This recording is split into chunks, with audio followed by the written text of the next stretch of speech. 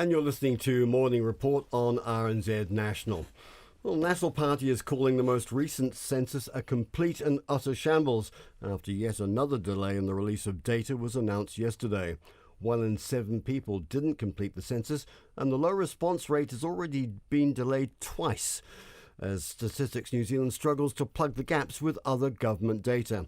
Dr. Jian Yang is the National Party statistics spokesperson, and he joins me in the studio in Wellington. Good morning to you. Good morning, Giles. What are the main concerns that you have about the census and the outcome?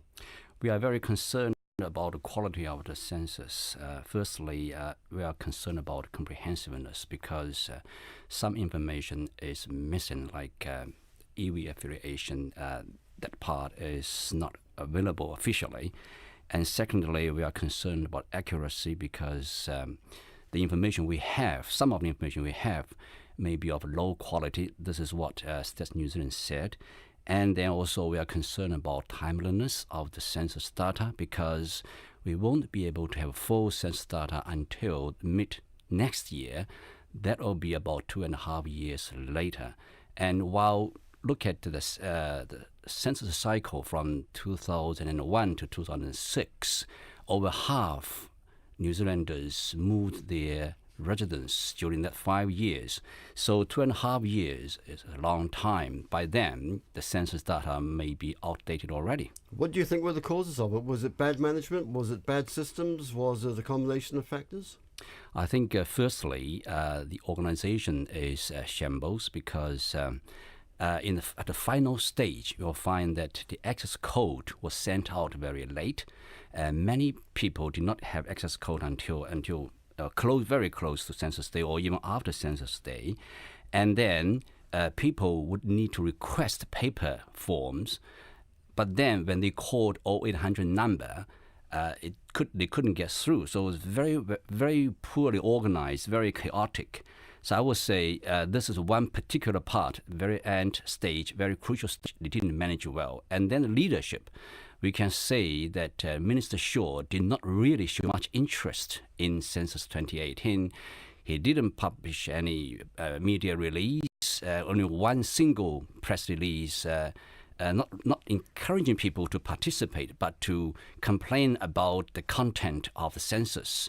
While in sharp contrast, in the final months leading to 2013 census, the minister at the time published seven press releases, encouraging people to participate. It's just not down to press releases released, though, isn't it? And in fact, the finger's being pointed at the national government because you took the decision to have Stats NZ go online with the census, and at the same time you ordered them to cut the costs. No, it's actually a misunderstanding or misinformation.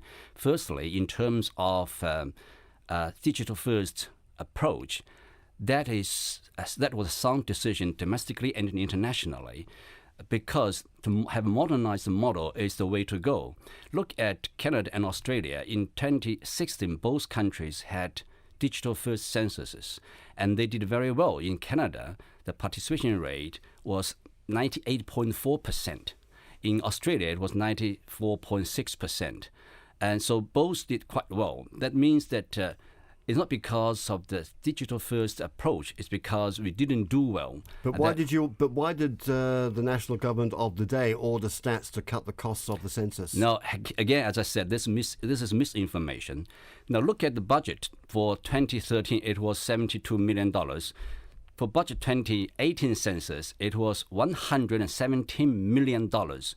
Much, much more. It's about 60% more than a budget for 2013. So the national government did not cut the funding. What they said was, at that time, it was estimated by having this modernized census approach, we would be able to save the cost over 2 cycles by 5%. Not saying that we would cut the cost.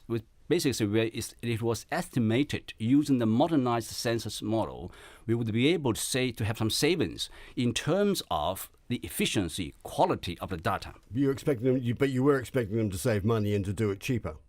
Now, in the end, if we could have modernized the model we would be able to do it cheaper in the end, in longer term, because with the population growth, if you continue to use traditional model, you would have to increase your cost because the population grows. Now, if we could have the digital first or modernized approach, eventually we'll be able to do census more efficiently and more frequently and in a cheaper way. Finally, what would you do then? What do you expect Stats NZ to do now to remedy the situation? Now, they are trying to fill the gaps by using other department or government data. That is the only way they can do now, and we think that's the way to go.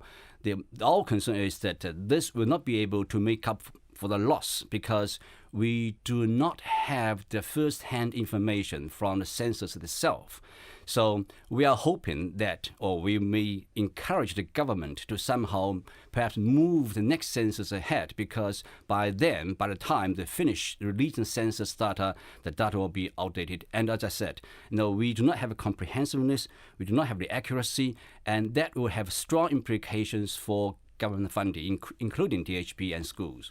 Thank you very much for your time this morning. That's Jian Yang, who is the National Party statistics spokesperson.